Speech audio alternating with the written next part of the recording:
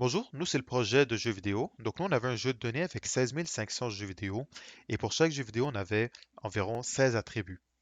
Et notre but en regardant ça c'était de voir quels attributs feraient qu'un jeu vidéo se vende plus dans le monde. Et avec ça on essaie de regarder est-ce qu'il y a des liens entre les différents attributs.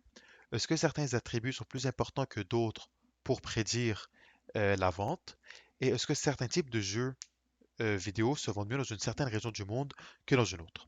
Pour cette dernière question, on a décidé de faire une analyse de cluster. Ce serait quoi une analyse de cluster? Pour ça, il y a un algorithme qui s'appelle TSNE. Qu'est-ce qu'il va permettre de faire? Ça va permettre de regrouper les jeux ayant des attributs similaires. Donc pour chaque jeu, on aura une position en X en Y, et deux jeux qui ont une position X en Y similaire, ça voudrait dire qu'ils ont des attributs similaires. Si on regarde, ici on a un cluster, on pourra voir le jeu Tetris, Duck Hunt, Super Mario Bros 3, Super Mario Bros 2, encore Super Mario Bros 3, mais sur une plateforme différente. Ça veut dire que tout ça, c'est un cluster de jeux. Si on regarde ici, on aurait NFL 15, NFL 9, on a eu 16, NFL 16. Ça, c'est un autre cluster de jeux. Donc, les jeux qui seraient ici ont des attributs différents que ceux du premier cluster. On peut aussi voir que chaque bulle ont une couleur différente. Ça représente le genre de chaque jeu.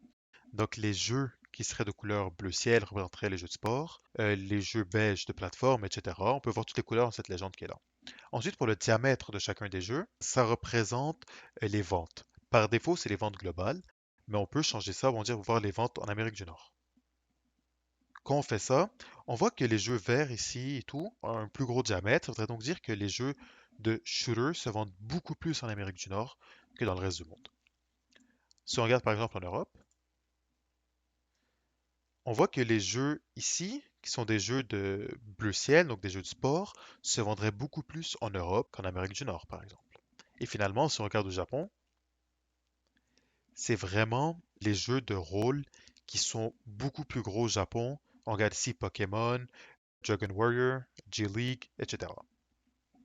Aussi, on a l'option de rechercher un jeu par la barre de recherche. C'est pour ça qu'on fait Grand Theft Auto 5,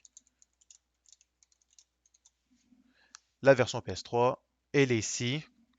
Ça fait un zoom et le jeu, il est en rouge pour bien le montrer. On avait aussi comme question quels paramètres ont une plus grande importance pour la prédiction des ventes dans le monde entier. Et pour ça, on a essayé de faire deux régressions linéaires. Une première régression linéaire avec les paramètres qui n'ont aucun lien avec les ventes, non-sale parameters. Comme on peut voir ici, on peut voir ce diagramme à bande avec, on va dire, de manière décroissante, donc les plus grosses valeurs en premier. On voit que le user count, donc le nombre d'utilisateurs qui ont fait un review, c'est ça qui a le plus gros impact sur le nombre de ventes globales. Et que l'année de sortie du jeu n'a aucun impact. Si on regarde les sales parameters, donc les paramètres qui ont un lien avec les ventes, on verrait que les ventes en Amérique du Nord représentent 62% du poids des ventes globales. Les ventes en Europe, ce serait 37,3%. Donc si on additionne les deux, on atteint 99,3%. Donc les ventes globales dans le monde entier de jeux vidéo sont surtout impactées par ce qui se passe en Amérique du Nord et en Europe.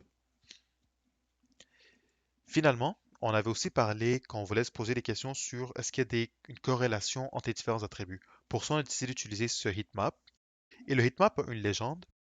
Quand un des carrés serait rouge foncé, ça voudrait dire que les attributs sont totalement corrélés, mais négativement. Et quand un jeu est bleu foncé, ça voudrait dire que les deux attributs qu'on veut voir sont totalement corrélés, mais positivement. Si on regarde un exemple, les ventes en Europe puis les ventes dans le reste du monde, on peut voir qu'on aurait pu représenter ça avec une droite et que la majorité des points seraient très très près de la droite. C'est pour ça qu'on a une corrélation d'environ 72,28%.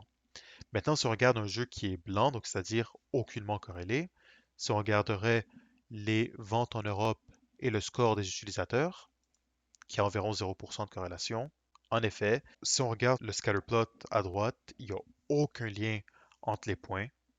Et c'est pour ça qu'il y a une corrélation quasiment de zéro.